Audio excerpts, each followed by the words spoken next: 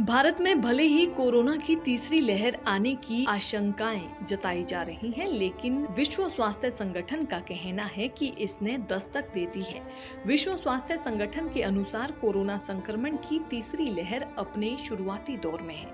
दुनिया भर में कोरोना मामलों और मौतों के आंकड़े एक बार फिर से बढ़ने को लेकर चेतावनी जारी करते हुए WHO ने ये बात कही।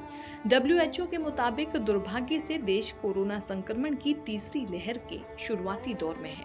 कोरोना वायरस संक्रमण का खतरा टला नहीं है। तीसरी लहर आने की आशंका के बीच केंद्रीय गृह मंत्रालय के एक पैनल ने पीएमओ को रिपोर्ट सौंपी है।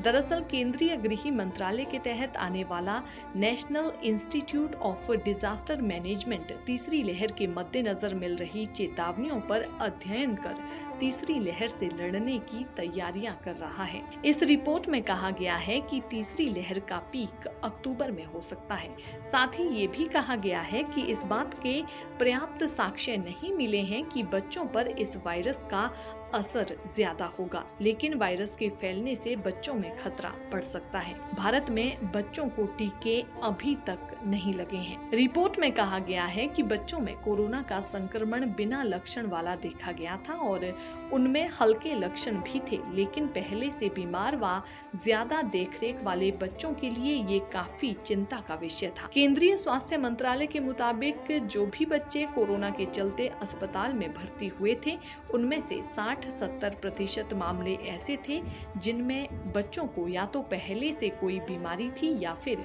उनकी इम्यूनिटी कमजोर थी। बच्चों में कोरोना ठीक होने के बाद भी देखा गया है। ये दुर्लभ लेकिन गंभीर था।